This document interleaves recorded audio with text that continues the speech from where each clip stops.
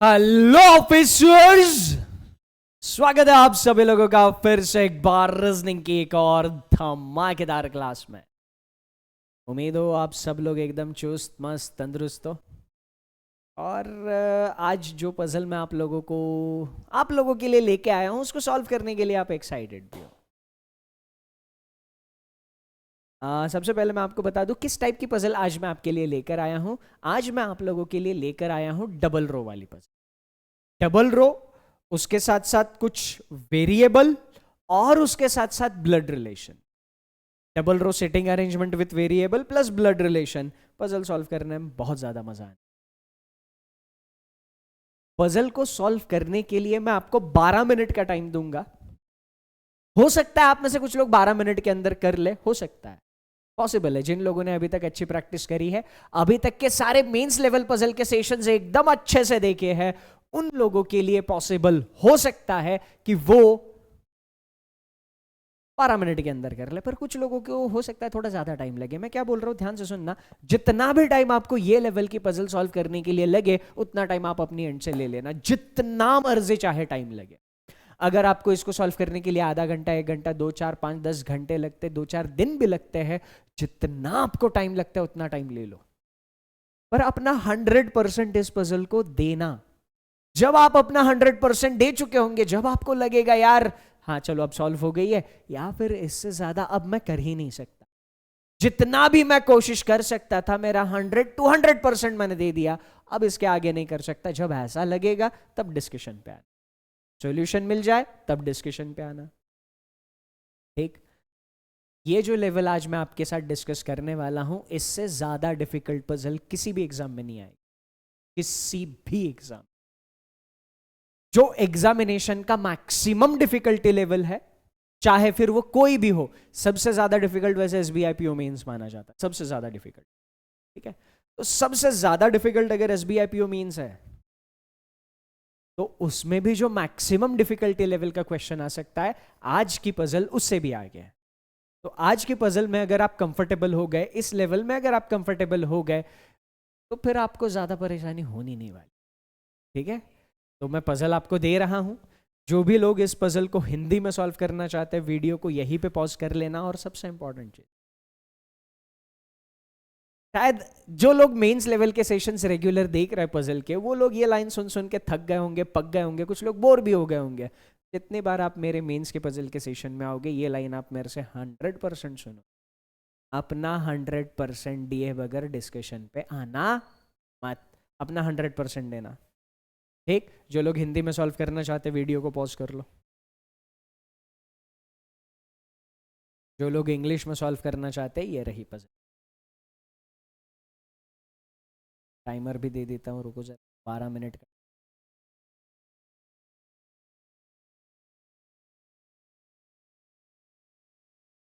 ठीक, 12 मिनट का टाइम है आपके पास, शुरू हो जाओ।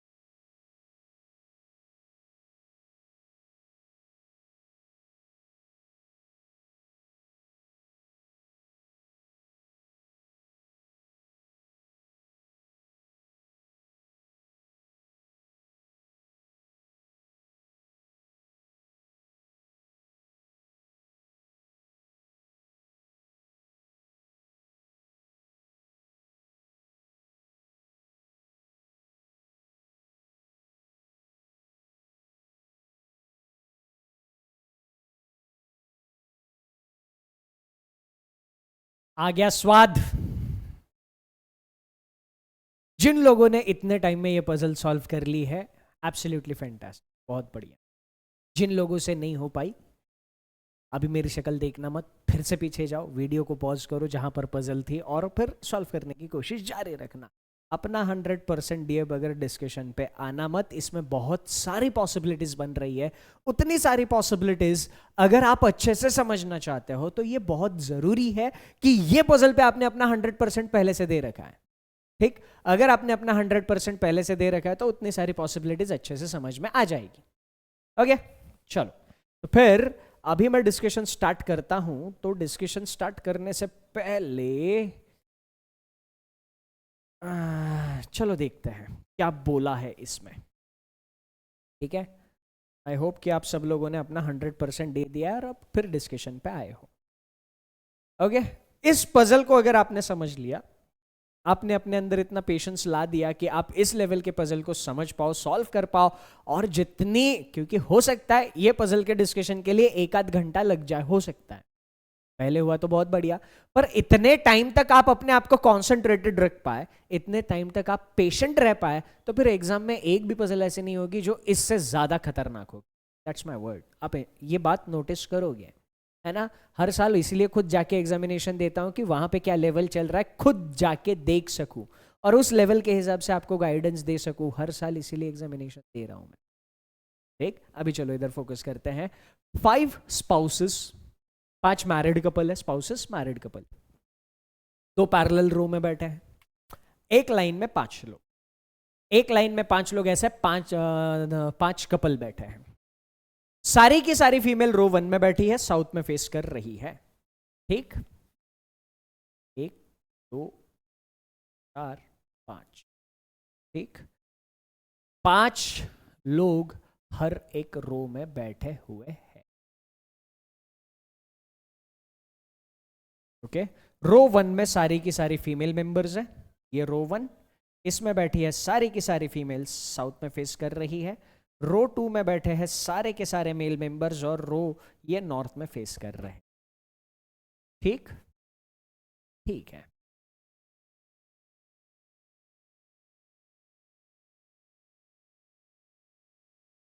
चलो, persons from row 1 likes different fruits. जो रो 1 में है उनको फ्रूट्स पसंद है। फ्रूट वाले सारे के सारे लोग रो 1 में, यानी सारी फीमेल्स को फ्रूट पसंद होंगे, है ना। एंड रो 2 में जो बैठे हैं, रो 2 में जो बैठे हैं उनको अलग अलग फ्लावर्स पसंद। क्या पसंद है उनको? अलग अलग फ्लावर्स पसंद। ओके, और फ्रूट कौन कौन से है? फ्रूट है Apple, cherry, mango, orange, papaya. Okay, बाकी जो भी बचे हैं वो सारे फ्लावर्स हैं। लोगों के नाम हमें दे रखे हैं। ठीक, यहां पर एक थोड़ा सा और झोल है कि कौन किस लाइन में बैठा है ये क्लियर नहीं है ना। ये 10 लोगों के जो नाम दिए हैं उसमें से रो 1 में कौन बैठा है, रो 2 में कौन बैठा है, ये हमें नहीं पता, यानी कौन मेल है कौन फीमेल है नहीं पता। कोई दिक्कत नहीं ना। तो अभी तक जो भी इंफॉर्मेशन हमें मिली है उस इंफॉर्मेशन के हिसाब से हम दिमाग लगा, ठीक, इस इंफॉर्मेशन के हिसाब से हम लोग क्या करते हैं, दिमाग लगाते हैं और देखते हैं इसका हम क्या कर सकते। Spouses do not face each other. जो भी मैरिड कपल है एक दूसरे के सामने नहीं बैठेंगे, मतलब घर में भी उन्हीं की शक्ल देखनी है, बाहर जाके पिकनिक पे एक टेबल पर बैठे टेबल पे उसी की शक्ल देखे ना।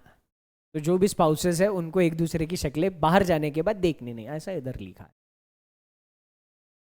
बाहर जाने के बाद नहीं देखनी, इधर लिखा नहीं है, बस ये मैं जो भी अभी तक मेरे एक्सपीरियंस में सुना हूं मैं लोगों से, ये मैं आपको बता रहा हूं। आगे चलो इधर देख लेते हैं। ए और बी अगर स्पाउस है तो ए और बी दोनों एक दूसरे को फेस नहीं करेंगे। The one who likes orange faces R का हस्बैंड। आर का हस्बैंड एस के तुरंत लेफ्ट में। कंडीशन समझ में आ गई? एस के तुरंत लेफ्ट में बैठा हुआ है आर का हस्बैंड, ठीक, और आर के हस्बैंड के सामने वो भाई साहब है जिनको ऑरेंज पसंद है। The one who likes orange R के हस्बैंड को फेस करता है और आर का हस्बैंड कहां बैठता है? एस के तुरंत लेफ्ट में। अब ये जानकारी पढ़कर एक चीज समझ में आती है, भाई साहब आर को हस्बैंड है, आर को हस्बैंड है, इसका मतलब R female member, R female member है, आर को हस्बैंड है, आर ऊपर वाली लाइन में आ जाएगी। ये क्लियर हो गया?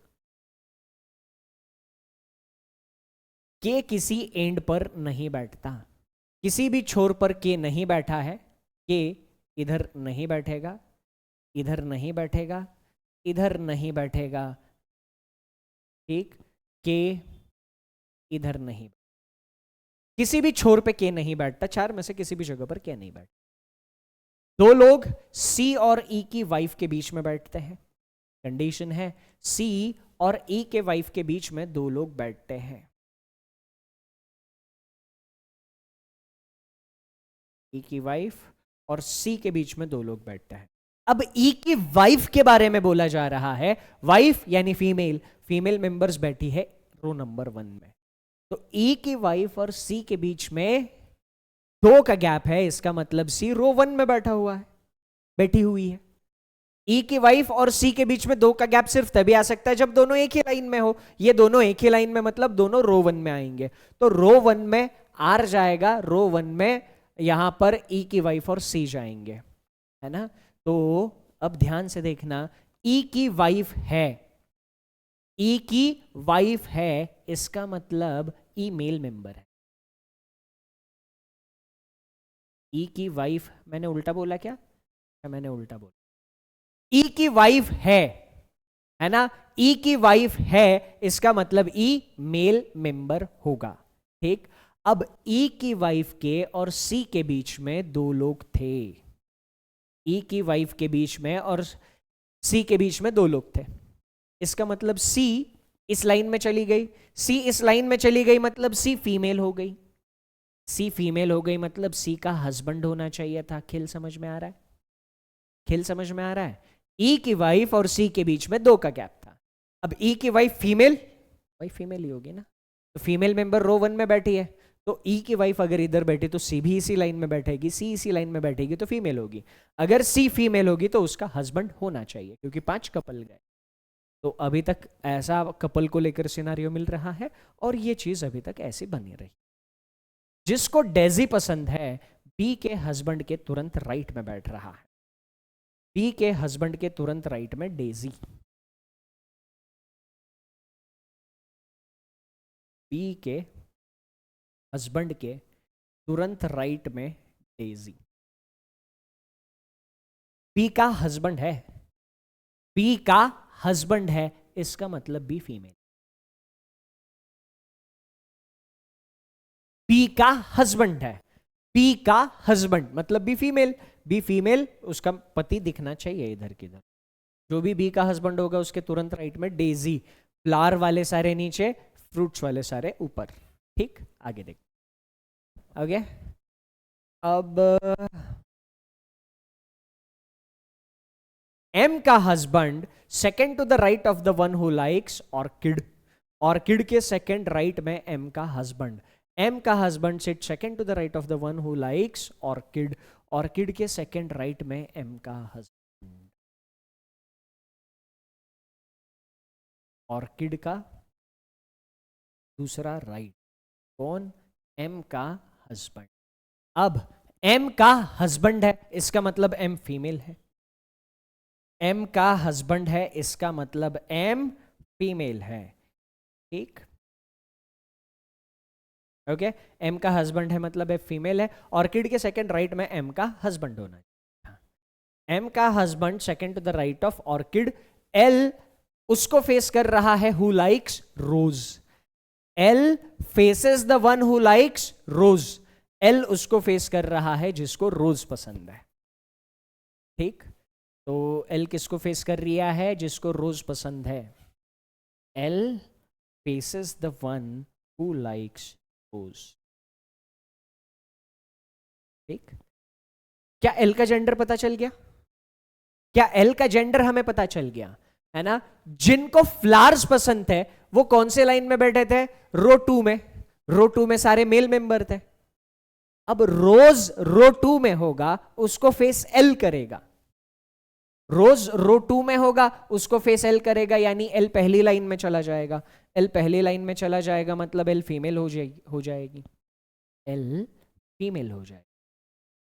ठीक, तो एल का हस्बैंड दिखना चाहिए था, ई मेल था, तो ई की वाइफ इधर कहीं तो दिखनी चाहिए। ठीक, तो इन शॉर्ट हमें यहां पर 5 मैरिड कपल्स मिल गए हैं।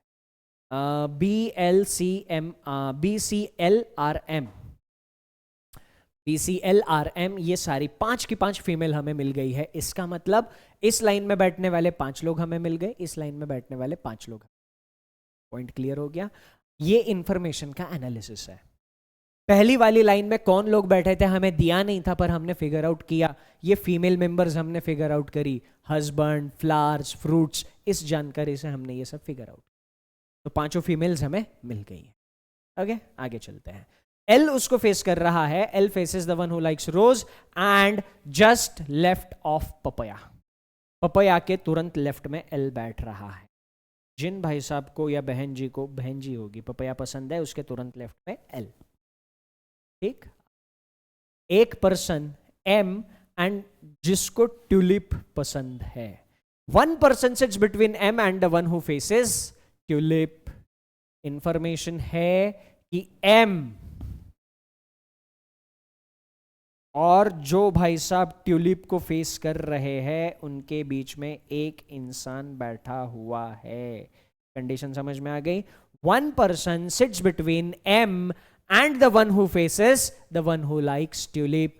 ट्यूलिप जिस किसी को भी पसंद है, उसके सामने जो भी इंसान बैठा है, उसके और एम के बीच में एक का गैप होना चाहिए। ट्यूलिप वाले के सामने वाले इंसान के साथ और एम के बीच में एक का गैप होना चाहिए था। ठीक, आगे।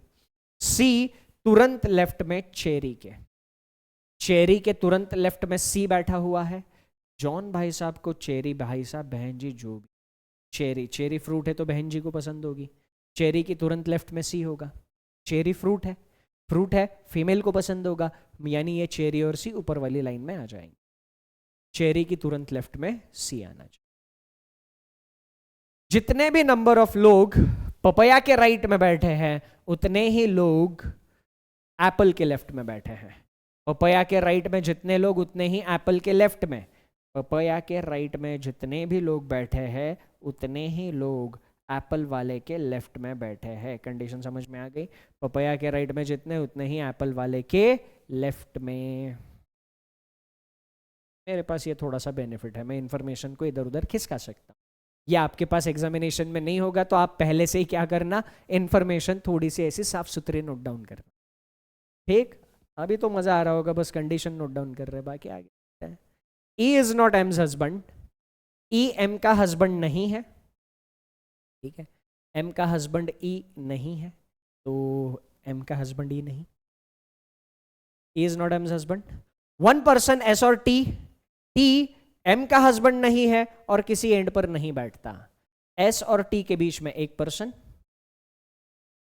ठीक, एस और टी के बीच में एक पर्सन। टी एम का हस्बैंड नहीं है और टी किसी भी छोर पर नहीं बैठता, एंड पर नहीं बैठता। इनमें से किसी भी जगह पर टी नहीं, तो के और टी एंड पर नहीं जा रहे। कोई दिक्कत नहीं, शांति रखो जिंदगी में, जिंदगी में शांति रखो, बहुत मजा आएगा, बहुत। ई एम का हस्बैंड नहीं, एक पर्सन, नो। कोई भी इंसान cherry and the one who faces M's husband, no person sits between the one who likes cherry and the one who faces M's husband. M के हस्बैंड को जो भी फेस कर रहा है, एम के हस्बैंड को जो भी फेस कर रहा है, उसके और चेरी के बीच में कोई इंसान नहीं बैठा। लाइन समझ में आ गई? No person sits between the one who likes cherry and the one who faces M's husband. M के हस्बैंड को जिस किसी ने भी फेस किया है, उसके और चेरी के बीच में कोई नहीं बैठ रहा। ठीक, आगे। यू और ई बाजू में नहीं बैठते, यू के बाजू में ई नहीं आ, कोई दिक्कत नहीं। कहां से शुरुआत करेंगे? अगर हम अभी देखें तो बेस हमारा खाली पड़ा हुआ है, एकदम सुना सुना, जग सुना सुना लागे, ऐसा ही कुछ हो रहा है बेस। सॉल्यूशन की शुरुआत करने के लिए यहां पर अगर हम देखते हैं तो सबसे बड़ी कंडीशन चूज करो या जिसके पास मैक्सिमम जानकारी। मैक्सिमम जानकारी ये सी और चेरी वाली कंडीशन के पास थी।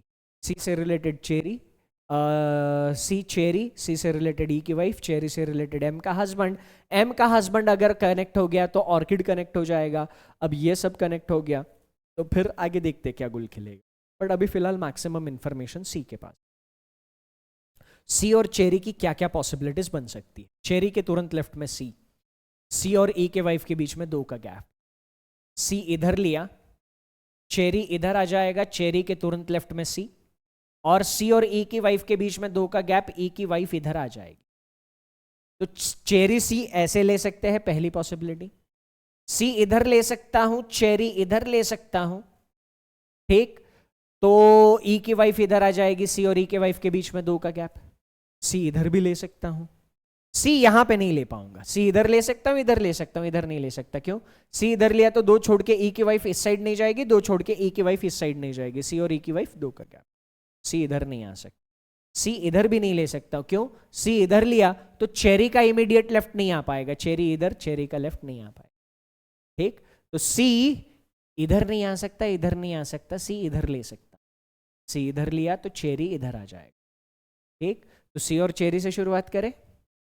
पॉसिबिलिटीज बहुत ज्यादा बनने वाली है। अब पेशेंस, अब पूरा फोकस, ठीक है। जो भी कर रहे हो सब साइड में रखना, सिर्फ सुनना, सिर्फ सुनना। अगर कहीं पर आपको कंफ्यूजन लगे, टप टप टप वीडियो तुरंत रिवाइंड करो, 5 10 15 20 सेकंड, फिर से सुनो, कंफ्यूजन उधर ही क्लियर कर लो, ठीक। अब बहुत सारी पॉसिबिलिटीज जब बनती है तो कंसंट्रेशन बहुत अच्छा चाहिए। अब कुछ नोटेशंस की मदद से हम अपनी यहां पर थोड़ी सी मेहनत कम कर सकते हैं, ठीक है। तो मैं चेरी और सी से शुरू कर रहा हूं। इसे शुरू करूंगा मैं चेरी और सी से, ठीक है। तो मैं सी की पहली पॉसिबिलिटी कंसिडर करता हूं यहां, मैं चेरी कंसिडर करता हूं यहां, चेरी के तुरंत लेफ्ट में सी, सी और ई के वाइफ के बीच में 2 का गैप, इधर 2 छोड़ के ई की वाइफ नहीं आ सकती, तो ई की वाइफ इधर आनी चाहिए,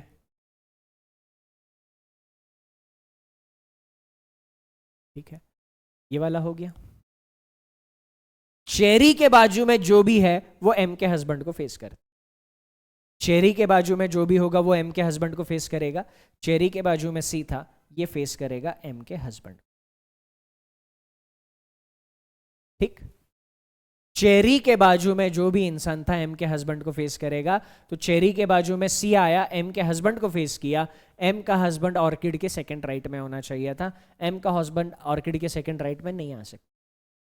अगर एम का हस्बैंड इधर ले लिया तो वो ऑर्किड का सेकंड राइट नहीं आ सकता, केस कैंसिल।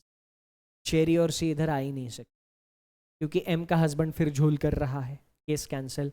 तो चेरी और सी की पहली पॉसिबिलिटी आसानी से कैंसिल, ठीक। ये कैंसिल हो गई। तो सी की दूसरी पॉसिबिलिटी चेक करता हूं। सी इधर लेता हूं, चेरी का तुरंत लेफ्ट था, चेरी। सी और ई के वाइफ के बीच में 2 का गैप, 1 और 2 छोड़ूंगा, ई की वाइफ इधर आ जाएगी, ई की वाइफ यहां पे बैठ,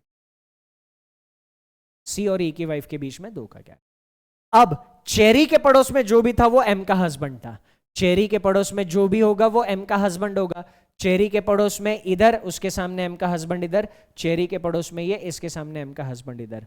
अब कंफ्यूजन है। अब एम के हस्बैंड की पॉसिबिलिटी कंसीडर करनी पड़ेगी। अब क्या करना पड़ेगा? एम के हस्बैंड की पॉसिबिलिटी कंसीडर करनी पड़ेगी। किसकी पॉसिबिलिटी कंसीडर कर रहा हूं? देखो, नोट, पॉसिबिलिटीज बहुत ज्यादा बनने लगती है तो फिर एक पॉइंट पे हम भूल जाते हैं यार किसकी पॉसिबिलिटी कंसीडर करी थी। मेरे पास इधर बहुत सारे कलर्स यूज करने का ऑप्शन है और आपको अच्छे से समझ में आए इसलिए मैं बहुत सारे कलर्स यूज करता हूँ। एग्जामिनेशन में आप मैक्सिमम आपके पास क्या ही होगा, एक ब्लैक पेन, एक ब्लू पेन, ज्यादा से ज्यादा रेड पेन और ज्यादा से ज्यादा ग्रीन पेन। पर इतने सारे कलर यूज करने बैठोगे तो फिर टाइम बहुत ज्यादा लगेगा। तो आपको प्रैक्टिस ऐसी ही करनी है कि एक ही पेन के साथ सिस्टमैटिकली आप चीजें आगे टैकल कर सको, ठीक। किसकी पॉसिबिलिटी कंसीडर कर रहा हूं मैं? एम के हस्बैंड। जिसकी भी पॉसिबिलिटी कंसीडर कर रहा हूं मैंने लिख दिया, एम का हस्बैंड। किसकी पॉसिबिलिटी कंसिडर कर रहा हूं मैं? एम के हस्बैंड। तो चेरी का पड़ोसी एम का हस्बैंड होगा, एम का हस्बैंड इधर ले सकता हूं मैं? एम का हस्बैंड इधर ले सकता हूं? नहीं। एम का हस्बैंड इधर लिया तो वो इसका ऑर्किड का सेकंड राइट नहीं आ पाएगा, यानी एम का हस्बैंड इधर नहीं। एम का हस्बैंड फाइनल हो गया, एम का हस्बैंड फाइनल हो गया, एम का हस्बैंड यहां पे बैठ, एम का हस्बैंड यहां पे बैठेगा, फाइनल हो गया। अब पॉसिबिलिटी तो चली गई, ठीक। अब एम का हस्बैंड कहां था? ऑर्किड के सेकंड राइट में। ये एम का हस्बैंड था तो ये ऑर्किड का सेकंड राइट, ऑर्किड का सेकंड राइट एम का हस्बैंड आना चाहिए, ठीक है, बहुत अच्छी बात है। एम का हस्बैंड फाइनल हो गया, ठीक। एम का हस्बैंड मतलब ये इंफॉर्मेशन हमने फाइनल कर। अब हम किसको बिठा सकते हैं? अब यहां पर अगर हम कोशिश करें तो ऑर्किड एम का हस्बैंड हो गया, बी के हस्बैंड के तुरंत राइट में डेजी होना चाहिए। तो बी का हस्बैंड कहां कंसिडर कर सकता हूं? बी के हस्बैंड के तुरंत राइट में डेजी। बी का हस्बैंड इधर ले लिया, डेजी नहीं कंसिडर कर पाऊंगा। बी का हस्बैंड इधर ले लिया, डेजी कंसिडर कर सकता हूं। बी का हस्बैंड इधर नहीं ले सकता, काहे नहीं ले सकता? जो एम का हस्बैंड है वही बी का हस्बैंड हो सकता है क्या? इतना क्रांतिकारी काम नहीं कर। तो बी का हस्बैंड इधर लिया तो तुरंत राइट में डेजी नहीं आ रहा था, बी का हस्बैंड इधर ले लिया, डेजी आ जाएगा। बी का हस्बैंड इधर नहीं कंसिडर कर सकता क्योंकि इधर एम का हस्बैंड है, बी का हस्बैंड इधर लिया तो डेजी नहीं आएगा। तो बी का हस्बैंड फाइनल हो गया। बी का हस्बैंड कहां पे फाइनल हो जाएगा? बी का हस्बैंड यहां पे फाइनल हो जाएगा। ये जो ऑर्किड जिस किसी को भी पसंद था, ये बी का हस्बैंड, ठीक। बी के हस्बैंड के तुरंत राइट में डेजी। बी के हस्बैंड की दो पॉसिबिलिटीज बनेगी, बी के हस्बैंड की दो पॉसिबिलिटीज बनेगी। ऑर्किड वाला बी का हस्बैंड हो सकता है, उसके तुरंत राइट में डेजी। ये वाला बी का हस्बैंड हो सकता है, उसके तुरंत राइट में डेजी। किसकी पॉसिबिलिटी बनी? बी के हस्बैंड की। जिसकी पॉसिबिलिटी बनी उसको मैंने नोट डाउन कर लिया, बी के हस्बैंड की पॉसिबिलिटी बनी। तो बी का हस्बैंड मैंने इधर कंसिडर कर लिया फर्स्ट केस। बी के हस्बैंड के तुरंत राइट में डेजी था, ठीक। तो बी के हस्बैंड की पॉसिबिलिटी, उसके तुरंत राइट में डेजी। अब बी और डेजी मैंने फाइनल कर लिया है, तो आगे अगर दिमाग लगाऊं तो एस और टी के लिए अगर मैं सोचूं, सोच सकता हूं क्या? एस और टी नहीं सोच सकता।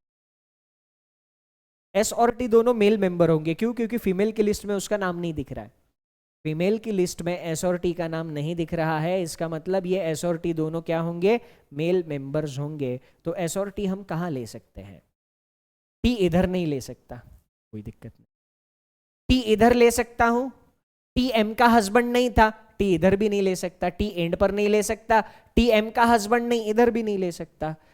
टी अगर मैंने इधर लिया तो टी और एस के बीच में एक का गैप, एक छोड़ के एस इधर आएगा, नहीं तो इधर आएगा, दोनों में से किसी एक पोजीशन पर एस आएगा, दिक्कत नहीं, ठीक है। टी तो फिलहाल मैंने फाइनल, देखते हैं अभी। टी इधर लिया, अगर मैं टी इधर लेता हूं तो एस इधर आएगा। टी की दो पॉसिबिलिटीज बन रही है, टी की दो पॉसिबिलिटीज बन रही है, ओके। तो हाँ, अब देखो, अगर मैंने टी इधर लिया तो एस इधर आ रहा था, ठीक। अब एस के तुरंत लेफ्ट में आर का हस्बैंड होना चाहिए था। अगर टी इधर लिया, एस इधर आया, एस के तुरंत लेफ्ट में आर का हस्बैंड नहीं ले पाऊंगा, इसका मतलब टी की ये पॉसिबिलिटी गलत। टी इधर नहीं आया, इधर नहीं आया, इधर नहीं आया, टी इधर अलाउड नहीं था। टी इधर अलाउड नहीं है मतलब टी फाइनल हो गया। टी इधर नहीं ले पाया, एंड पर अलाउड नहीं।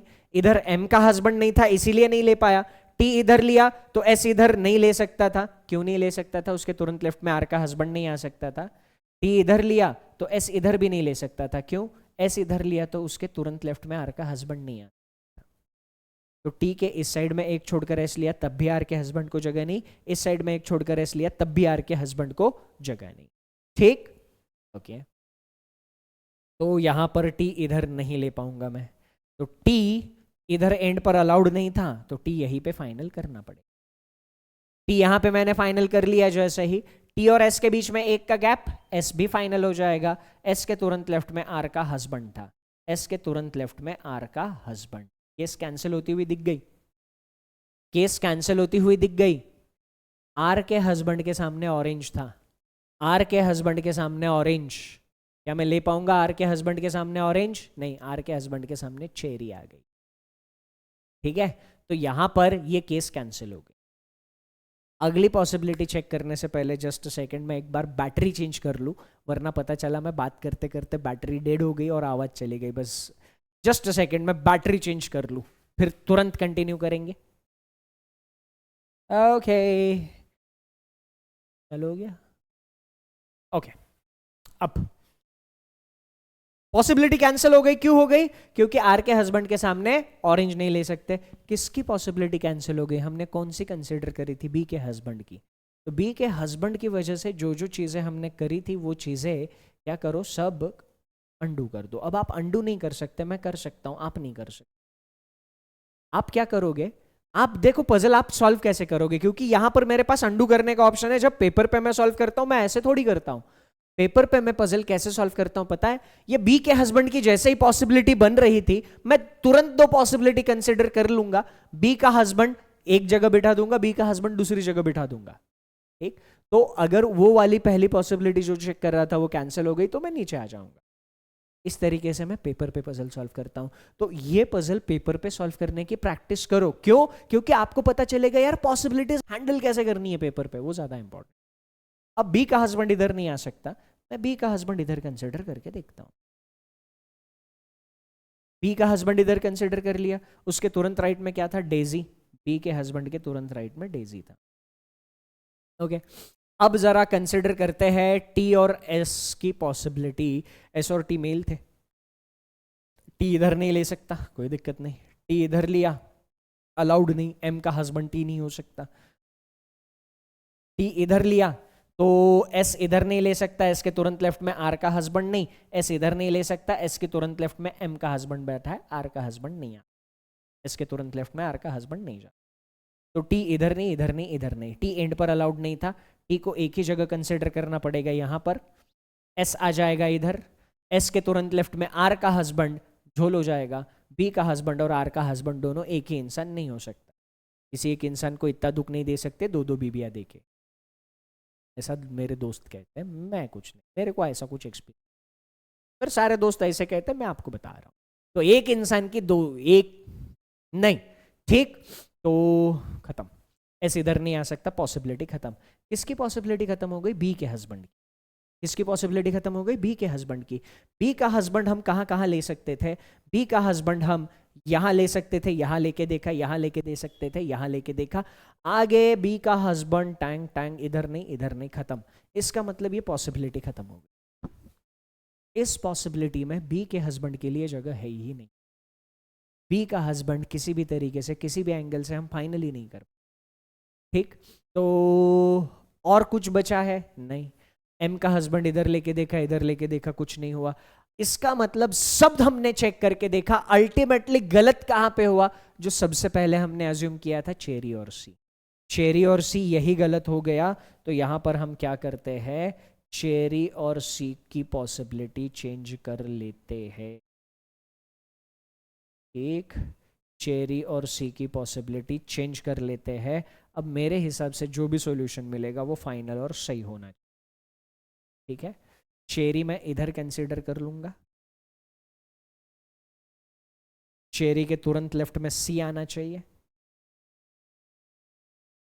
हाँ, ठीक, चेरी के तुरंत लेफ्ट में सी। सी और ई के वाइफ के बीच में दो लोग आने चाहिए। सी और ई के वाइफ के बीच में दो लोग, एक और दो छोड़ के इधर ई की वाइफ कंसीडर कर लूंगा। फाइनली ई की वाइफ, जो भी ई की वाइफ होगी वो इधर ही आनी। ठीक, अब हमारे पास इंफॉर्मेशन थी चेरी के बाजू में जो भी बैठा है उसके सामने एम का हस्बैंड आना चाहिए। तो चेरी के बाजू में जो भी बैठा है उसके सामने एम का हस्बैंड, तो एम के हस्बैंड की पॉसिबिलिटी अब कंसीडर हो रही है। एम के हस्बैंड की दो पॉसिबिलिटीज बनेगी। किसकी पॉसिबिलिटी कंसीडर कर रहा हूं? एम के हस्बैंड की। आप तुरंत दो केसेस बना लोगे, एक केस में एम का हस्बैंड इधर, दूसरी केस में एम का हस्बैंड इधर। ठीक, दोनों पॉसिबिलिटीज आप कंसीडर कर लोगे। मैं एम का हस्बैंड इधर कंसीडर कर लेता हूं। एम का हस्बैंड कहां चाहिए था? एम का हस्बैंड ऑर्किड के सेकंड राइट में, तो इधर ऑर्किड आ जाएगा। ऑर्किड के सेकंड राइट में एम का हस्बैंड। अब ये तो हो गया, ठीक है। ये कंडीशन पूरी हो गई। ये कंडीशन पूरी होने के बाद एस और टी, टी इधर नहीं ले सकता, टी इधर लिया, एस इधर आ जाएगा, तुरंत लेफ्ट में आर का हस्बैंड आ सकता है, आर के हस्बैंड के सामने ऑरेंज आ सकता है, टी इधर ले सकता हूं, ठीक। टी एम का हस्बैंड नहीं हो सकता, टी इधर नहीं आएगा, टी इधर लिया, एस इधर नहीं ले सकता, क्यों नहीं ले सकता, एस के तुरंत लेफ्ट में आर का हस्बैंड होना चाहिए, इधर एम का आ रहा है, इसका मतलब टी इधर नहीं, इधर नहीं, इधर नहीं, इधर नहीं, टी सिर्फ एक ही जगह पर आ सकता था, कहां पर ले आ सकता था रे, मैं भूल गया, तेरी, टी इधर आ सकता था, टी इधर, टी और एस के बीच में एक का गैप, एस के तुरंत लेफ्ट में आर का हस्बैंड, इधर आ गया आर का हस्बैंड, आर के हस्बैंड के सामने आना चाहिए था ऑरेंज, आर के हस्बैंड के सामने और, तो ये फाइनल हो गए, एस टी और आर का हस्बैंड ऑरेंज फाइनल हो गए, अच्छी बात है। अब ये फाइनल हो गए तो आगे हम किस पर दिमाग लगाए, बी के हस्बैंड के तुरंत राइट में डेजी, बी का हस्बैंड इधर कंसिडर कर लिया, डेजी नहीं ले सकता, बी का हस्बैंड इधर कंसिडर कर लिया, डेजी आ सकता है, ये बी का हस्बैंड नहीं हो सकता, एस को बी का हस्बैंड कर लिया, डेजी आ सकता है। पॉसिबिलिटी किसकी कंसिडर कर रहा हूं मैं, बी के हस्बैंड की, पॉसिबिलिटी किसकी कंसिडर कर रहा हूं मैं, बी के हस्बैंड की। अगर मैंने बी का हस्बैंड इधर कंसिडर, उसके तुरंत राइट में आना चाहिए था डेजी, ठीक। अब बी के हस्बैंड के तुरंत राइट में डेजी आ गया, अब हमारे पास क्या जानकारी थी रे,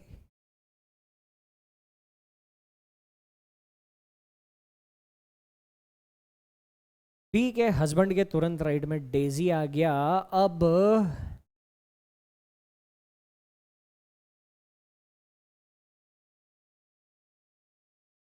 ये जानकारी यूज कर ली, ये यूज कर ली, ये यूज कर ली, ये यूज कर ली, ये यूज कर ली, अब बची यही जानकारी। अब इस जानकारी को यूज करने की, फिट करने की कोशिश करें। पपया के तुरंत लेफ्ट में एल, एल के सामने रोज, पपया के राइट में जितने उतने एप्पल की लेफ्ट में, पपया एप्पल दोनों फ्रूट है तो ऊपर वाली लाइन में जाने चाहिए थे, जिनको भी फ्रूट पसंद था वो ऊपर वाली लाइन में बैठे हैं, ठीक। तो पपया कहां ले सकता हूं, पपया यहां लिया, तुरंत लेफ्ट में एल नहीं ले पाऊंगा, ठीक। कलर कलर कलर कौन से कलर से चेक करूं, yellow, yellow colour use, red colour से चेक, ठीक है। पपया इधर लिया, तुरंत लेफ्ट में एल नहीं, पपया इधर नहीं ले सकता, पपया इधर अगर मैंने लिया तुरंत लेफ्ट में एल आ जाएगा, पर ये पपया एप्पल की कंडीशन सेटिस्फाई नहीं होगी, पपया के राइट में दो, एप्पल के राइट में दो नहीं आ सकते, पपया इधर नहीं आ सकता, इधर नहीं आ सकता, तो पपया कहाँ पे, पपया इधर नहीं आ रहा, इधर नहीं आ रहा, इधर जगह नहीं, तो पपया के लिए एक ही जगह बची, पपया फाइनल हो गया, पपया के तुरंत लेफ्ट में एल इधर फाइनल हो गया, एल के सामने रोज नहीं आ सकता, केस कैंसिल हो, पपया के तुरंत लेफ्ट में एल, एल के सामने रोज नहीं आ सकता, केस कैंसिल हो गई, ठीक। तो हाँ, ओके, तो ये केस कैंसिल, ठीक है, कोई दिक्कत नहीं। अब पपया एप्पल को जगह ही नहीं मिली, इसका मतलब गड़बड़ है, किसकी पोजीशन में गड़बड़ है, बी के हस्बैंड की पोजीशन में गड़बड़ है, किसकी पोजीशन में गड़बड़ थी, बी के हस्बैंड की पोजीशन में गड़बड़ थी, बी के हस्बैंड की पॉसिबिलिटी कैंसिल हो, बी का हस्बैंड मैं इधर कंसिडर कर लूंगा, बी का हस्बैंड इधर कंसिडर कर लूंगा, इसके तुरंत राइट में किसको कंसिडर कर लूं, इसके तुरंत राइट में डेजी को कंसिडर, ठीक। ये फिर पपया एल एप्पल को फाइनल करने की कोशिश करते हैं, पपया लिया एल नहीं, पपया लिया एल आएगा, पर पपया अगर इधर लिया तो एप्पल नहीं आ पाएगा, पपया इधर नहीं, इधर नहीं, पपया के लिए फिर से एक ही जगह, पपया इधर आ जाएगा, पपया के तुरंत लेफ्ट में एल आ जाएगा, एल के सामने रोज आ जाएगा, ठीक। पपया के राइट में एक, एप्पल के लेफ्ट में एक नहीं आ सकता, पपया इधर लिया, एप्पल नहीं आ सकता, खेल खलास, पपया के राइट में जितने उतने ही एप्पल की लेफ्ट में होने चाहिए थे, खेल खलास, तो ये फिर से गलत हो गया, कौन गलत हो गया, बी का हस्बैंड। अब बी के हस्बैंड को कंसिडर करने के लिए कोई जगह बची, बी के हस्बैंड ने हमें कहीं का नहीं छोड़ा, वो किधर भी नहीं बैठ रहा है, बी के हस्बैंड को कुछ भी नहीं मिल रहा, मतलब बी के हस्बैंड की फाइनली सारी पॉसिबिलिटीज चेक हो गई, इसका मतलब बी का हस्बैंड को कुछ भी जगह नहीं मिली, इसका मतलब एम के हस्बैंड की ही पॉसिबिलिटी गलत थी, बी के हस्बैंड को कोई जगह नहीं मिली, इसका मतलब एम के हस्बैंड की ही सारी पॉसिबिलिटीज, सारी जगह क्या थी, गलत थी। तो एम का हस्बैंड कहां पर आना चाहिए था, एम का हस्बैंड आखिरी जगह बची, अब ये फाइनल होगी। एम के हस्बैंड की आखिरी जगह बची और ये आखिरी जगह। ठीक, अब एम का हस्बैंड ऑर्किड के सेकंड राइट में, एम का हस्बैंड ऑर्किड के सेकंड राइट, ऑर्किड फाइनल हो गया। अब एम का हस्बैंड भी फाइनल हो गया, ऑर्किड, ये एम का हस्बैंड फाइनल हो गया, अब इसको हटा दो। अब बी के हस्बैंड के तुरंत राइट में डेजी, बी का हस्बैंड कहाँ कहाँ कंसिडर कर सकते, बी का हस्बैंड इधर लिया डेजी आ सकता है, बी का हस्बैंड इधर लिया डेजी आ सकता है, बी का हस्बैंड इधर लिया डेजी आ सकता है। ठीक, उससे पहले एस और टी फाइनल करने की कोशिश करते हैं। टी इधर नहीं ले सकता, टी इधर लिया, एस इधर ले सकता हूं, तुरंत लेफ्ट में आर का हस्बैंड, सामने ऑरेंज आ सकता है, टी इधर ले सकता, टी इधर लिया ले सकता हूं, टी इधर लिया, एस इधर नहीं आएगा पर एस इधर आ जाएगा, तुरंत लेफ्ट में आर का हस्बैंड, आर के हस्बैंड के सामने ऑरेंज नहीं आ पाएगा, इसका मतलब टी इधर नहीं ले सकता। टी अगर इधर लेता हूं, एस इधर लूंगा, लेफ्ट में आर का हस्बैंड नहीं आएगा। टी इधर लेके एस इधर लिया, तुरंत लेफ्ट में आर का हस्बैंड लिया, आर के हस्बैंड के सामने ऑरेंज नहीं आ सकता था, इसका मतलब टी इधर नहीं आएगा।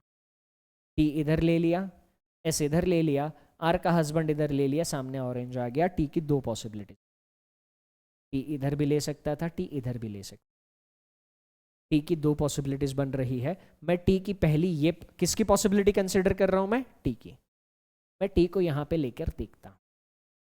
टी इधर लिया, एक छोड़कर एस इधर आ जाएगा, एस के तुरंत लेफ्ट में आर का हस्बैंड था, आर का हस्बैंड इधर आ जाएगा, आर के हस्बैंड के तुरंत सामने ऑरेंज है। अब बी के हस्बैंड के तुरंत राइट में डेजी, बी का हस्बैंड इधर नहीं, इधर लिया डेजी आ सकता है, इधर लिया डेजी आ सकता है, इधर लिया डेजी नहीं आ सकता। बी के हस्बैंड की दो पॉसिबिलिटी, बी के हस्बैंड की दो पॉसिबिलिटी, किसकी पॉसिबिलिटीज कंसिडर कर रहा हूं, बी के हस्बैंड की। बी के हस्बैंड की दोनों पॉसिबिलिटी चेक करूंगा और वो दोनों चेक करने के बाद अगर कुछ भी नहीं मिला, कुछ भी, तो फिर टी की पॉसिबिलिटी गलत होगी। तो बी के हस्बैंड की पहली पॉसिबिलिटी, बी का हस्बैंड मैं इधर कंसिडर कर लूं, तुरंत राइट में डेजी इधर कंसिडर। ठीक, बी के हस्बैंड के तुरंत राइट में डेजी। अब ये एप्पल पपया फाइनल करने की कोशिश करते हैं। पपया इधर लिया, एल नहीं, पपया इधर लिया तो एप्पल नहीं आ सकता, पपया इधर लेता तुरंत लेफ्ट में एल नहीं, पपया इधर लेता तो पपया के राइट में दो, एप्पल के लेफ्ट में दो छोड़ के इधर ही नहीं आ सकता था, तो पपया इधर गया, पपया फाइनल, पपया यहाँ पे फाइनल हो गया, तुरंत लेफ्ट में एल आ गया, एल के सामने रोज नहीं आ पाएगा, एल के सामने रोज किधर गया, एल के सामने रोज, केस कैंसिल। केस कैंसिल मतलब किसकी पॉसिबिलिटी कैंसिल, बी के हस्बैंड की। अभी ताजा ताजा किसकी पॉसिबिलिटी कंसिडर करी है हमने, बी के हस्बैंड की, तो बी का हस्बैंड उधर नहीं आ सकता, तो बी का हस्बैंड मैं कहां पे कंसिडर कर लूं, बी का हस्बैंड में यहां, बी का हस्बैंड अगर यहां पे मैंने कंसिडर कर लिया, उसके तुरंत राइट में डेजी आ जाएगा, फिर से पॉसिबिलिटी कैंसिल हो जाएगी क्योंकि ये कंडीशन सेटिस्फाई नहीं होगी। पपया इधर नहीं आएगा, पपया इधर लिया तो एप्पल नहीं आएगा, पपया इधर लिया तुरंत लेफ्ट में एल आएगा, एल के सामने रोज नहीं आएगा, फिर से पॉसिबिलिटी, ये पॉसिबिलिटी क्या हो जाएगी, फिर से कैंसिल हो जाएगी। इसका मतलब लोचा है, बी के हस्बैंड का लोचा है, बी का हस्बैंड फिर हमारी जिंदगी नरक कर रहा है। बी के हस्बैंड की पॉसिबिलिटी गलत हो गई तो किसकी पॉसिबिलिटी चेंज करेंगे, टी की पॉसिबिलिटी, तो टी फाइनल हो गया। अब सारी पजल सॉल्व हो, टी यहां पे फाइनल हो गया, एक छोड़ के एस इधर नहीं ले सकता, एस इधर फाइनल हो गया, एस के तुरंत लेफ्ट में आर का हस्बैंड आना चाहिए था, आर का हस्बैंड इधर आ जाएगा, आर के हस्बैंड के सामने ऑरेंज आना चाहिए था, आर के हस्बैंड के सामने ऑरेंज। ओके, अब हमारे पास क्या जानकारी है, हमारे पास जानकारी ये है, हाँ, आर के हस्बैंड के सामने ऑरेंज आ गया। अब पपया और एप्पल फाइनल करने की कोशिश करते हैं। ठीक, पपया और एप्पल, पपया इधर लिया, एल नहीं, पपया इधर लिया, पपया इधर लिया, एल इधर आएगा, एल के सामने रोज नहीं आएगा, इसका मतलब पपया यहाँ पे फाइनल कर, पपया इधर लेंगे, तुरंत लेफ्ट में एल इधर लेंगे, एल के सामने रोज इधर लेंगे, पपया के तुरंत लेफ्ट में एल, एल के सामने रोज, पपया के राइट में जितने उतने एप्पल के लेफ्ट में, पपया के राइट में 0, एप्पल के लेफ्ट में, ठीक, फाइनल हो गया। सारे फ्रूट्स हो चुके, आखिरी एक फ्रूट बचा है, जो भी फ्रूट बचा है उसको हम वहां पे लिख देंगे। ठीक है, आखिरी फ्रूट बचा कौन सा था वैसे? मंगू। मंगू बचा था आखिरी फ्रूट। ठीक, अब लोग फाइनल करने हैं, कर लेते हैं। हाँ, कौन कौन सी कंडीशन यूज हो गई? ये हो गई एम और ट्यूलिप की कंडीशन बाकी है। एम और ट्यूलिप के सामने जो भी बैठा है उसके बीच में एक का गैप एम कहां कहां कंसिडर कर सकते? एम अगर मैं इधर लेता हूं, एक छोड़ के जो भी है सामने ट्यूलिप नहीं आ सकता। एम अगर इधर लेता हूं, एक छोड़ के सामने ट्यूलिप आ सकता है, एक छोड़ के सामने ट्यूलिप आ सकता है। चलो ठीक, एम इधर भी ले सकता हूं। एम अगर मैंने इधर लिया तो एक छोड़ के जो भी है सामने ट्यूलिप नहीं ले सकता, इसका मतलब एम फाइनल हो। एम इधर लिया, एक छोड़ के जो भी आता है उसके सामने ट्यूलिप नहीं आ सकता था, एम इधर नहीं इधर नहीं। एम अगर इधर लिया, एक छोड़ के ट्यूलिप इधर ले सकता हूं, एक छोड़ के ट्यूलिप इधर ले सकता हूं। पॉसिबिलिटी किसकी? पॉसिबिलिटी ट्यूलिप की। तो एक छोड़कर इधर जो भी आएगा उसके सामने ट्यूलिप कंसिडर करूंगा। किसकी पॉसिबिलिटी है ये? टी फाइनल हो गया है, ट्यूलिप की पॉसिबिलिटी कंसिडर कर रहा हूं मैं। टी फाइनल हो गया, ट्यूलिप की पॉसिबिलिटी। ठीक, तो ट्यूलिप भी फाइनल हो गया, ये भी यूज कर लिया, सब यूज कर लिया, अब कुछ नहीं बचा। ठीक है, फीमेल कौन कौन बची है? M R L B C, तो एल एम सी हो गए हैं, एल एम सी हो गए, बी और आर बचे हैं। बी और आर बचे हैं। बी के हस्बैंड के तुरंत राइट में डेजी, और ये कंडीशन तो रिलेट करी ही नहीं। बी के हस्बैंड के तुरंत राइट में डेजी, बी का हस्बैंड नहीं, बी का हस्बैंड लिया डेजी नहीं आ सकता, बी का हस्बैंड लिया डेजी नहीं आ सकता, बी का हस्बैंड इधर लेना पड़ेगा तो डेजी नहीं आ सकता, केस कैंसिल। बी के हस्बैंड के लिए जगह ही नहीं है, बी का हस्बैंड लिया डेजी नहीं आ सकता, इसको बी का हस्बैंड बना नहीं सकते, ऑलरेडी आर का हस्बैंड बन चुका है। बी का हस्बैंड इधर लिया डेजी नहीं आ सकता, बी का हस्बैंड इधर लिया डेजी नहीं आ सकता, केस कैंसिल। किसकी केस कैंसिल? ट्यूलिप की। ट्यूलिप उधर नहीं ले सकते, किधर लेना पड़ेगा? ट्यूलिप यहां पे लेना पड़ेगा। फाइनल, ट्यूलिप यहां पे फाइनल कर लेंगे। चलो ट्यूलिप फाइनल हो गया। अब ट्यूलिप फाइनल हो गया है तो करे क्या? करे तो करे क्या? ट्यूलिप फाइनल हो गया, बी का हस्बैंड और डेजी फाइनल कर लो। डेजी इधर लिया तो ये बी का हस्बैंड नहीं होगा, तो डेजी इधर आना चाहिए था, है ना? डेजी इधर आना चाहिए था, और ये कौन हो जाएगा? बी का हस्बैंड। बी के हस्बैंड के तुरंत राइट में डेजी। सारे फ्लावर्स हो चुके हैं, आखिरी एक फ्लावर बचा है। कौन सा फ्लावर बचा है?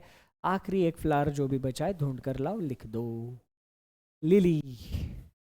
आखिरी एक फ्लावर बचा लिली। ओके, चलो अब लोग फाइनल करने हैं हमें। बी और आर फीमेल बची थी, फीमेल में कौन बचा है? बी और आर। फीमेल में बी और आर बचा है। बी के हस्बैंड के सामने बी को नहीं बिठा सकते, क्यों? हस्बैंड वाइफ एक दूसरे की शक्लें नहीं देखना चाहते, क्या करें अब? बी के हस्बैंड के सामने बी को नहीं बिठा सकते, मतलब बी इधर बैठेगी। फीमेल सारी की सारी हमारे पास थी, पांचों की पांचों फीमेल थी, तो ये 5 फीमेल में से एल एम सी ऑलरेडी बैठ चुकी थी, एल बैठी थी, बी एम, एल एम और सी, बी और आर बची थी, तो बी और आर में से बी फाइनल हो गया। अब आर आखिरी फीमेल बची, आर इधर फाइनल। ठीक, अब हमें लोग फाइनल करने हैं। लोग कैसे फाइनल करे दद्दा? ठीक है, यू और ई पास पास में नहीं आने चाहिए, वैसे भी वो आ नहीं सकते।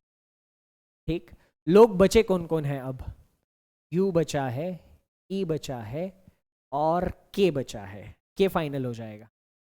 कौन फाइनल हो जाएगा? बचे यू ई के थे, ठीक है, तो के फाइनल हो जाएगा। कैसे? के एंड पर नहीं आ रहा, के इस एंड पर नहीं, के इस एंड पर नहीं, तो के को बीच में बिठाना पड़ेगा, के फाइनल हो जाएगा। अब यू और ई को फाइनल करना है, यू और ई को फाइनल करने के लिए ई एम का हस्बैंड नहीं है, ई एम का हस्बैंड नहीं था, एम का हस्बैंड ई नहीं, मतलब ई इधर नहीं ले सकता। एम का हस्बैंड नहीं है मतलब ई इधर नहीं ले सकता, ई मुझे यहां पे लेना पड़ेगा। अब आखिरी में बचा कौन? स्वाहा। अब एक बार इनकी शादी करा देते हैं और कलेजे को ठंडक मिल जाएगी, है ना? आर का हस्बैंड कौन मिला हमें? आर का हस्बैंड मिला के। बी का हस्बैंड कौन मिला? बी का हस्बैंड मिला एस। एम का हस्बैंड कौन मिला? एम का हस्बैंड मिला यू। ई की वाइफ कौन मिली? एल। एल किसकी वाइफ थी? ई की वाइफ। सारे लोग हो चुके, आखिरी एक पर्सन बचा मेल, कौन? के। तो के की वाइफ कौन आ जाए? सी। के और सी सामने सामने तो नहीं है, स्वाहा।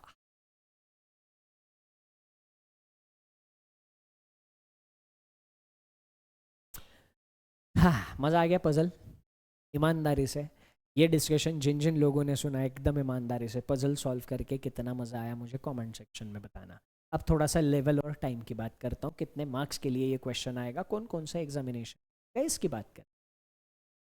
देखो ये पजल, इस लेवल की पजल सॉल्व करने के लिए अभी हो सकता है बहुत ज़्यादा टाइम लगाओ, कुछ कुछ हो सकता है, क्योंकि इतनी सारी पॉसिबिलिटीज चेक करना, फिर इतने सारे तिकड़म वाली कंडीशंस दिमाग लगाना, हो सकता है दिक्कत हो। मैं क्या कह रहा हूं, अभी जितना भी टाइम लगे कोई प्रॉब्लम नहीं, बहुत अच्छे प्रैक्टिस के बाद अगर आप इस लेवल की पजल 15 मिनट में भी सॉल्व कर पाए, बहुत अच्छे प्रैक्टिस, आपने एकदम करारी प्रैक्टिस कर ली। और उस करारी प्रैक्टिस के बाद इस लेवल की पजल अगर आप 15 मिनट में भी सॉल्व कर पाए तो भी कोई दिक्कत नहीं है। रीजन, ये पजल 5 मार्क के लिए नहीं आएगी। इस लेवल की पजल अगर एग्जाम में आएगी तो वो 5 मार्क के लिए नहीं, इस लेवल के पजल का जो वेटेज होगा वो कम से कम 8 से 10 मार्क या फिर 12 मार्क तक भी जा सकता है। इस लेवल के पजल का वेटेज 8, 10 या 12 मार्क तक भी जा सकता है। मैं मिनिमम 8 ही मार्क कंसिडर कर, 15 मिनट में 8 मार्क मेंस एग्जामिनेशन में अगर आप सिक्योर कर ले, बहुत अच्छा कर। 15 में पर 15 मिनट देने के बाद 100% सॉल्व होनी चाहिए और वो सही आनी चाहिए। ऐसा नहीं कि 15 मिनट दे दिया फिर समझ में नहीं आ रहा है क्या करूं क्या नहीं और फिर छोड़ दिया। नहीं, अगर 15 मिनट दे रहे हो भाई साहब तो सॉल्यूशन आना ही चाहिए और जो भी आएगा वो सही आना चाहिए, रिक्वायरमेंट। तो इस लेवल के पजल्स अगर आप सॉल्व करना सीख गए, इस लेवल में अगर आप कंफर्टेबल हो गए, तो फिर आपको कोई दिक्कत, एकदम ईमानदारी से आप मुझे कमेंट करके बताना है आपको एकदम ईमानदारी से कि पजल सॉल्व करने के बाद कैसा लगा।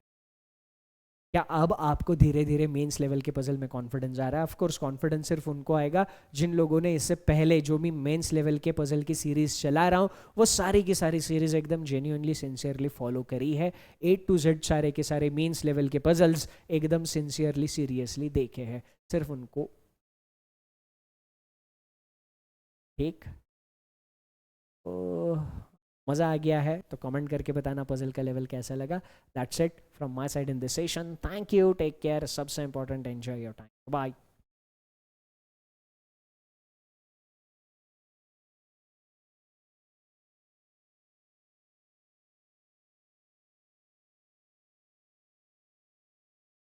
हेलो ऑफिसर्स, स्वागत है आप सभी लोगों का फिर से एक बार रीजनिंग की एक और धमाकेदार क्लास में। कैसे हो सब लोग? ऑल गुड, सब बढ़िया? उम्मीद है सब लोग एकदम मस्त हो, चुस्त हो, तंदुरुस्त हो और जितने भी बढ़िया आप हो उससे कई ज्यादा बढ़िया आप लोगों ने अभी मेंस के पजल्स में कमांड हासिल कर ली है। क्या कहते हो? मेंस के पजल्स में क्या हाल चाल है जरा बताओ। आज के इस सेशन में एक ऐसी मजेदार पजल लेके आया हूं, स्केड्यूलिंग का फॉर्मेट होगा और साथ ही में वेकेंट वाला कॉन्सेप्ट इस्तेमाल हो रहा होगा। अब ये जो पजल हम आज के सेशन में डिस्कस करने वाले हैं, क्या लेवल है, कौन से एग्जामिनेशन में पूछा जा सकता है, ये तो मैं अभी पजल डिस्कस करने के बाद बताऊं। पजल का डिस्कशन स्टार्ट करने से पहले, पजल आपको देने से पहले वही बात है जो हर बार मैं आपको बताता हूं, एक बार फिर से आपको याद दिला दूं। पजल मैं आपको स्क्रीन पर दे दूंगा, स्क्रीन पर पजल देने के बाद मैं आपको 10 मिनट का टाइम दूंगा। हो सकता है आप में से कुछ लोग वो पजल 10 मिनट के अंदर सॉल्व कर ले, हो सकता है कुछ लोगों की पजल 10 मिनट में ना बने। मैं क्या बोल रहा हूं, अगर उन 10 मिनट में पजल नहीं बनती है तो वीडियो पॉज करके रखना है तब तक जब तक आपसे अपनी पजल पूरी सॉल्व नहीं होती। अपना 100, 200, 300% दे दो पजल सॉल्व करने के लिए। एक बार आपने अपना जितना बेस्ट दे सकते हो उतना आपने दिया, उसके बाद भी अगर ऐसे होगा नहीं, अगर अभी तक के सारे सेशंस मेंस पजल के आपने रेगुलरली देखे हैं तो ऐसे होगा नहीं कि आप अपना 200-300% देने के बाद पजल आपसे सॉल्व ना हो, ऐसा होना नहीं चाहिए। बट इन केस फिर भी नहीं होता है, तब जाके आप डिस्कशन सुन सकते। अगर आपसे पजल बन जाती है, पजल बनने के लिए अगर ज्यादा टाइम लगता है, तो फिर भी आप डिस्कशन से गो थ्रू कर सकते हो, ताकि आपको यह समझ सके यार इस पजल को मैं इस तरीके से टैकल करता, इस तरीके से मेरा अप्रोच रहता, तो मुझे इसमें टाइम और कम लगता। तो इन चीजों के लिए आप डिस्कशन रेफर कर सकते हो। अगर आपसे पजल सॉल्व हो गई है और आपको बस डिस्कशन से गो थ्रू करना है, तो आप इसी डिस्कशन को 1.5x या 2x जो भी स्पीड के साथ आप कंफर्टेबल हो उस स्पीड पे देख सकते। ठीक है, तो दे दूं पजल? 10 मिनट का टाइम आपको मिल रहा है। जब तक आपको टाइम दिया गया है आप बिंदास्त अपना टाइम इस्तेमाल करिए। अगर उस टाइम में नहीं बनती है तब भी वीडियो पॉज रखना, सॉल्यूशन पर आना मत। अपना 100% दिए बगैर सॉल्यूशन पर आना मत। ठीक है, जो लोग हिंदी में पजल सॉल्व करना चाहते हैं, ये रही पजल, वीडियो को पॉज कर लो और तब तक आपको सॉल्यूशन पर नहीं आना है जब तक आप इसको अपना 100% नहीं दे रहे। ठीक, अब ये जो लोग इंग्लिश में सॉल्व करना चाहते हैं, वीडियो को पॉज कर लीजिएगा। आपको 10 मिनट का टाइम मैं दे रहा हूँ। ठीक है, सॉल्व करो।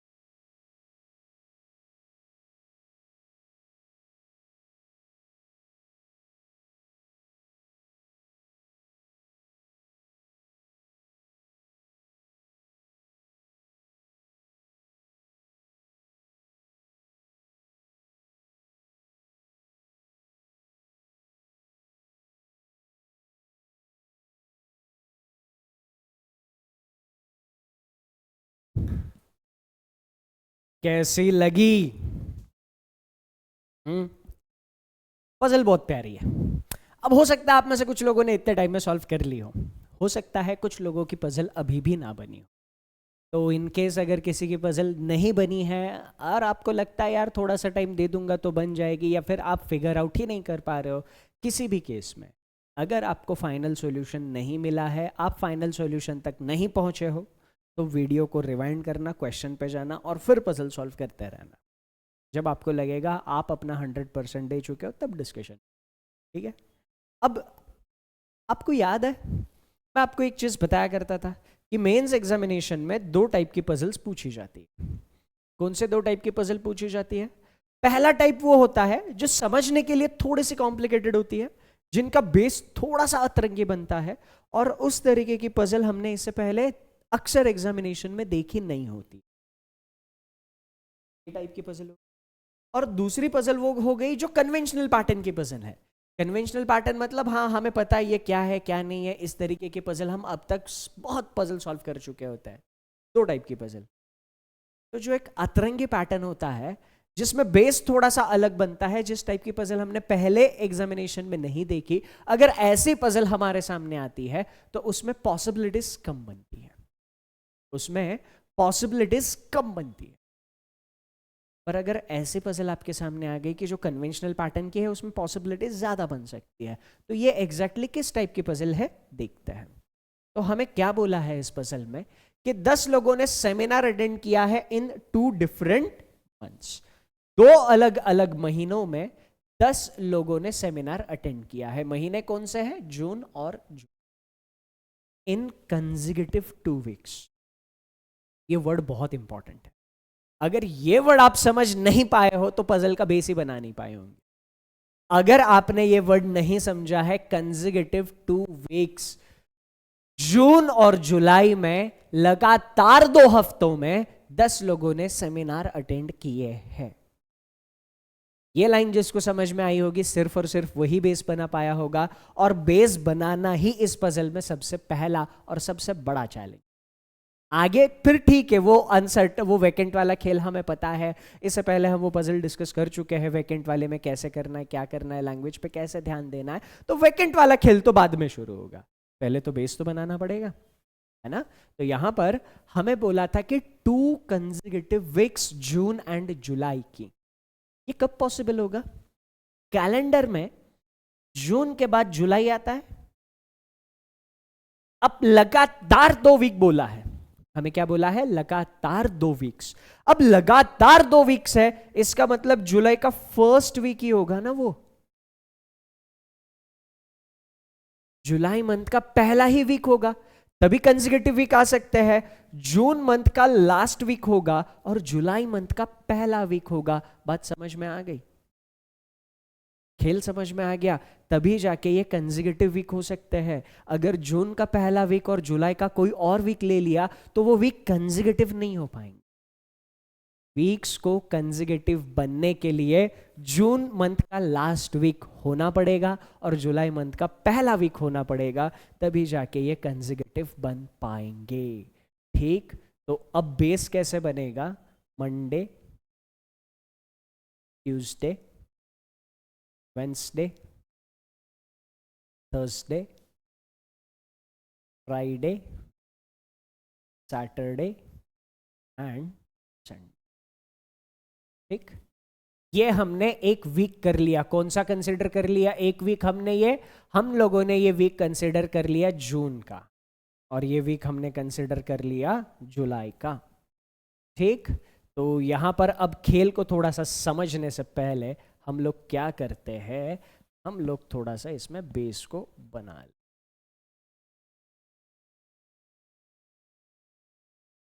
ठीक? मैं जरा इसमें बेस को बना लेता हूं।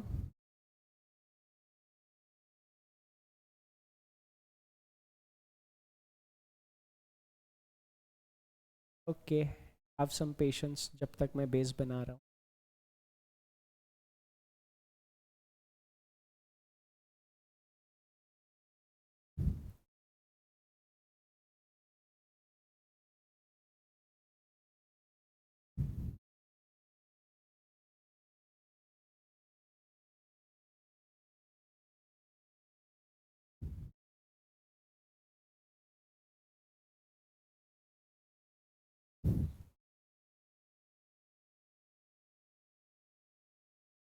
ओके तो अब ये बेस हम लोगों ने बना लिया है।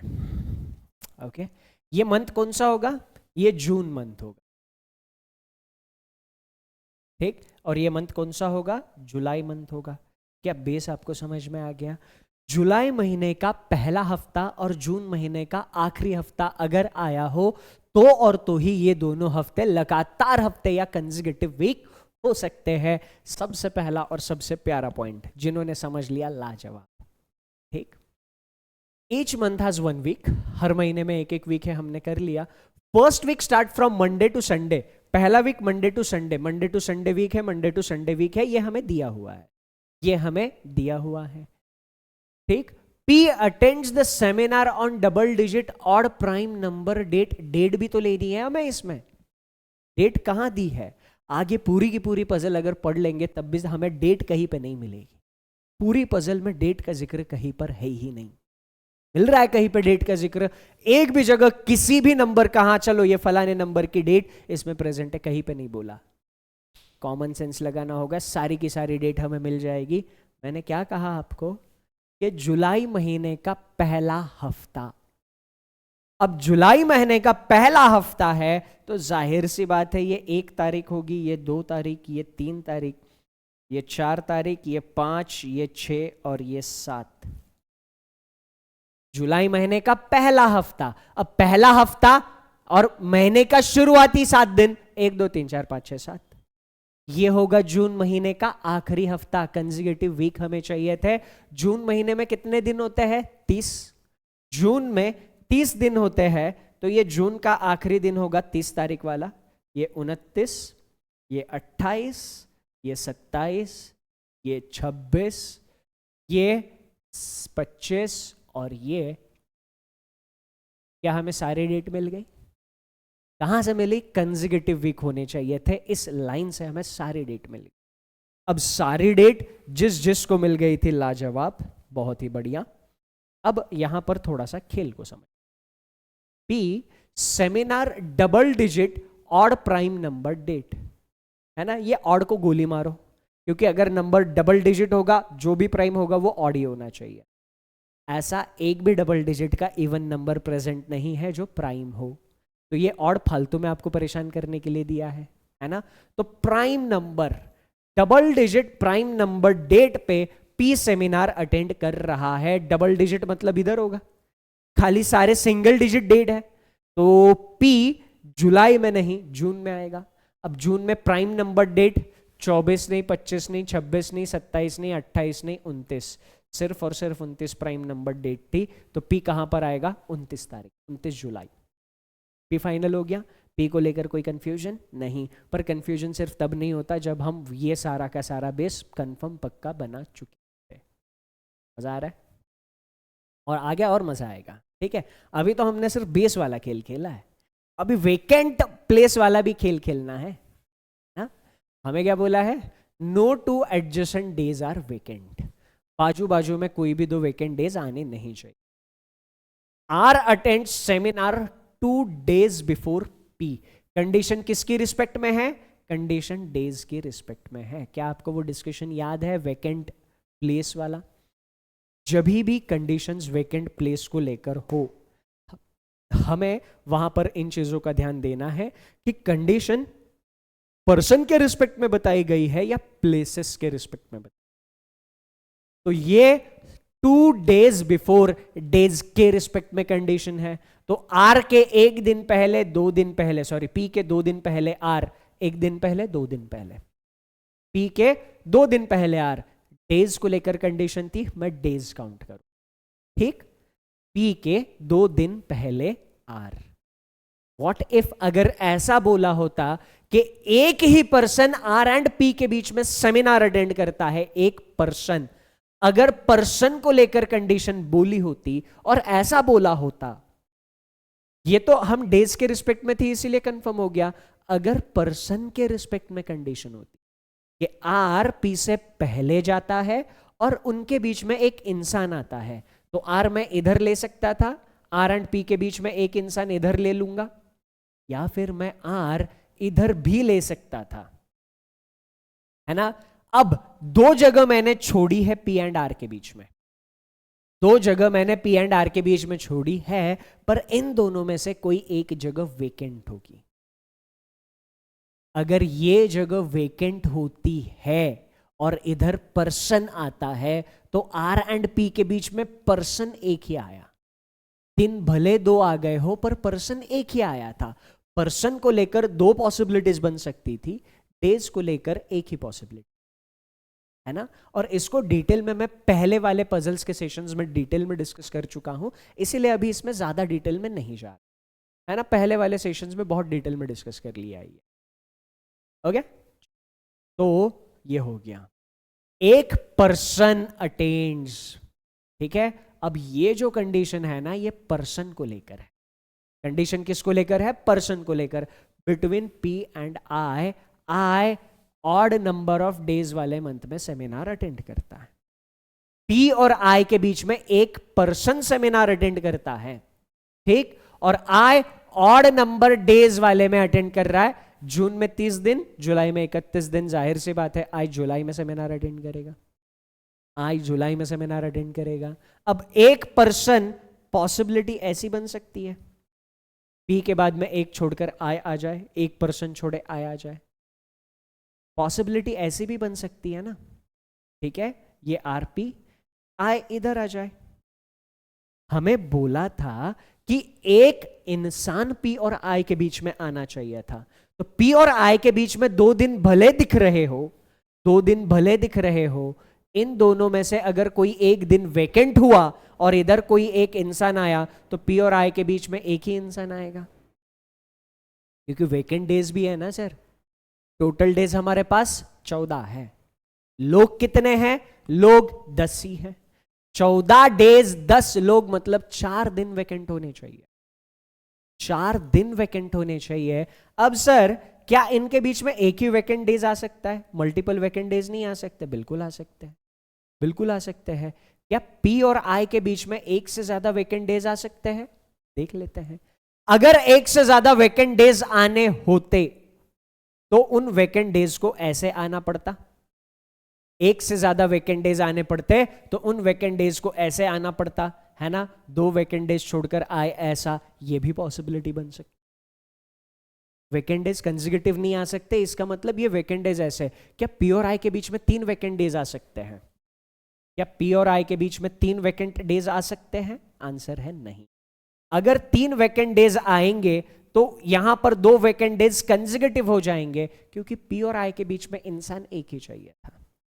एक ही इंसान 3 वेकेंट डेज को सेपरेट नहीं कर सकता, तो इसका मतलब पी और आई के बीच में या तो 0 वेकेंट डेज आएंगे, नहीं तो 1 वेकेंट डेज आएगा, नहीं तो 2 वेकेंट डेज आएंगे। पॉसिबिलिटीज क्लियर हो गई क्या आपको? ये वेकेंट डेज वाला खेल है सर।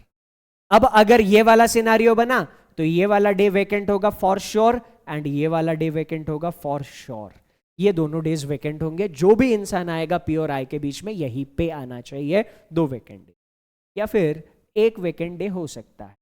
अब ये वाला वेकेंट डे ये भी हो सकता है, या ये भी खाली दिन हो सकता है। कौन सा डे वेकेंट है हमें अभी नहीं पता। क्या ये खेल समझ में आ गया? वेकेंट डेज वाला चीज समझ में आ गया। इसमें पी और आई के बीच में कोई वेकेंट डे नहीं आएगा, क्यों? पी और आई के बीच में एक इंसान आना चाहिए था।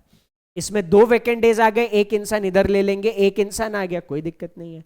अब इधर इनके बीच में 1 वेकेंट डे, दोनों में से कोई एक कंसिडर कर लो, जो वेकेंट होगा इंसान दूसरी जगह पर चला जाए। तो अभी तक आर पी आई की 3 पॉसिबिलिटीज बन रही है, ठीक है। I month having odd number of days, चलो ठीक है। I and Q attend seminar on same day. I और क्यू सेम डे पर सेमिनार अटेंड करते हैं। सेम डे पर मतलब ये नहीं इसी दिन क्यू आएगा, नहीं, ये नहीं।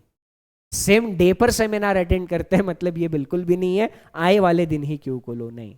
आई ने मंडे को सेमिनार अटेंड किया है तो क्यू भी मंडे को ही अटेंड करे। आई ने मंडे को अटेंड किया है तो क्यू भी मंडे को ही अटेंड करेगा। आई ने वेंसडे को अटेंड किया है तो क्यू भी वेंसडे को अटेंड करेगा। आई ने ट्यूसडे को अटेंड किया है तो क्यू भी ट्यूसडे को अटेंड करेगा।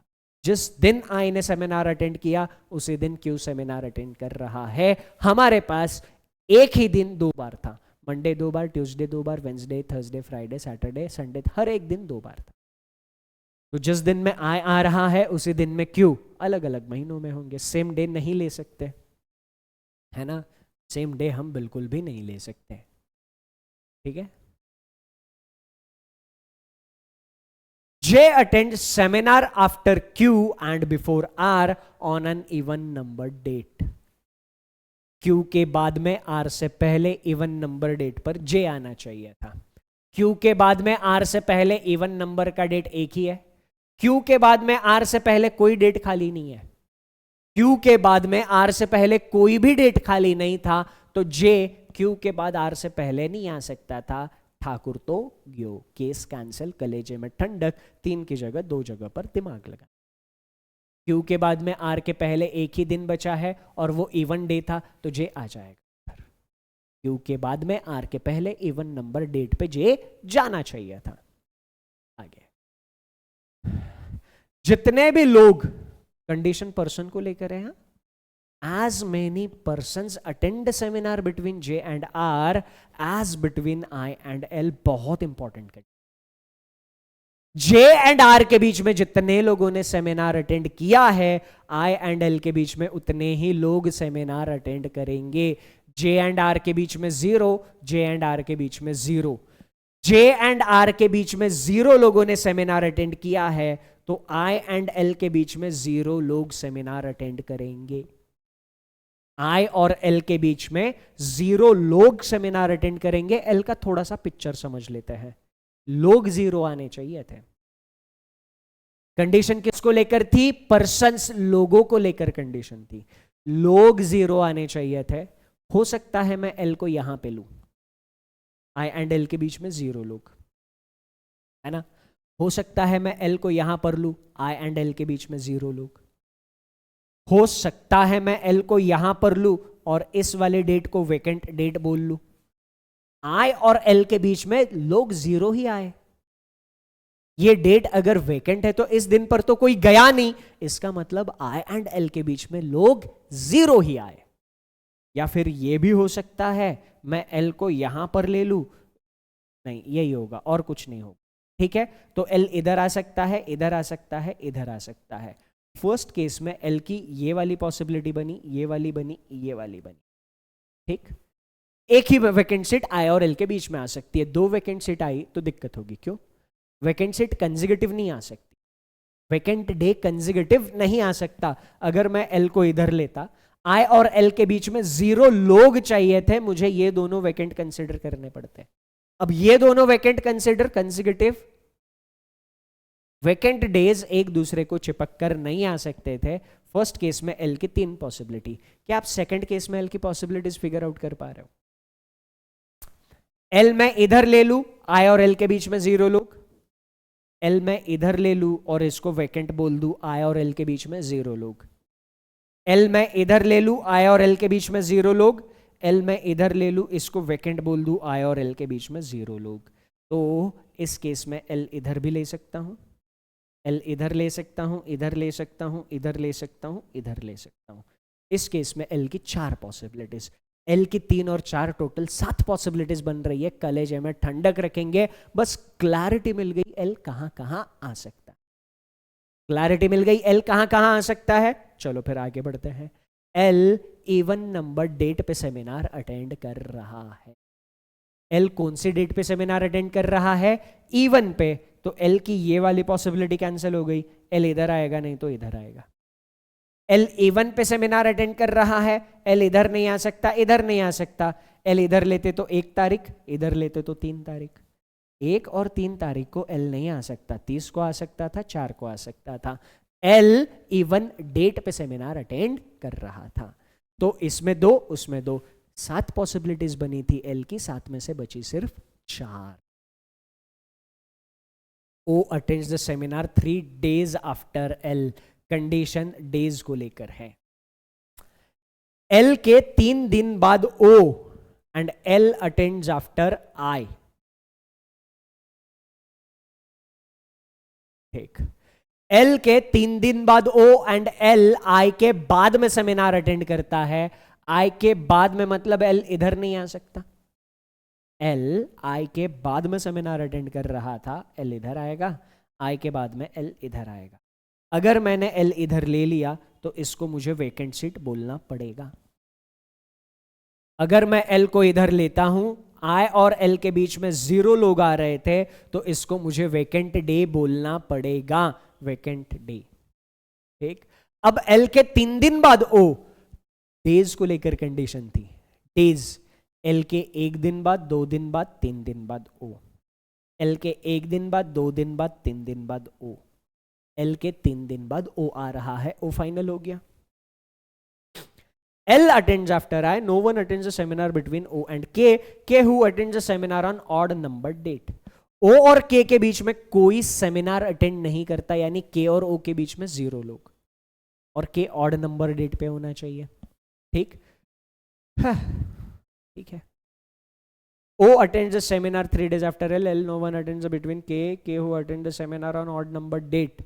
ठीक है, K ऑड नंबर डेट पे सेमिनार अटेंड करता है, तो O और K के बीच में एक भी नहीं है। K कहां कहां ले सकता था, O इधर है, K ऑड डेट इधर ले सकता था, इसको मैं वैकेंट बोल सकता था।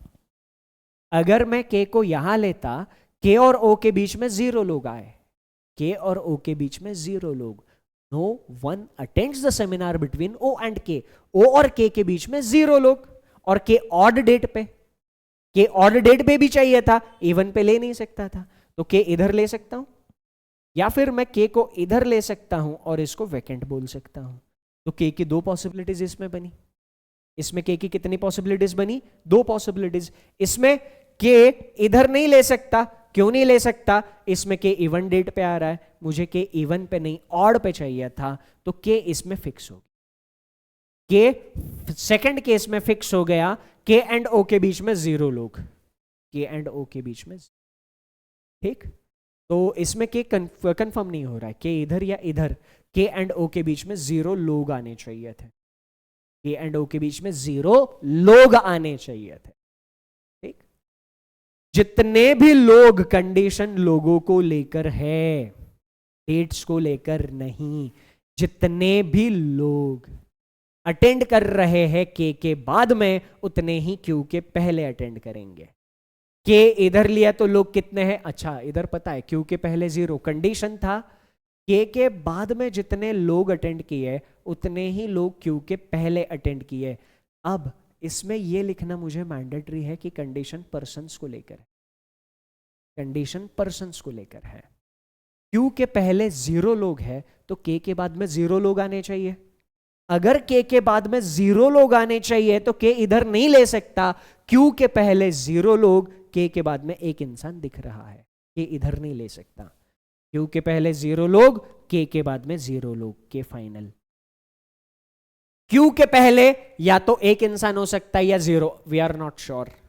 Q के बाद में या एक इंसान हो सकता है या 0, K के बाद में एक इंसान आ गया है, K के बाद में एक इंसान आ गया है, इसका मतलब Q के पहले एक इंसान आना कंपलसरी है, ये डे वेकेंट नहीं हो सकता। K के बाद में जितने लोग उतने ही लोग Q के पहले, K के बाद में एक इंसान आ चुका है तो Q के पहले ये जो जगह है उसमें एक इंसान आना ही पड़ेगा, वो डे वेकेंट नहीं हो सकता। ठीक, चलो आगे चलते हैं। M in the month having maximum number of days, M उस महीने में सेमिनार अटेंड कर रहा है जिसमें मैक्सिमम डेज है, यानी M सेमिनार अटेंड कर रहा है जुलाई में।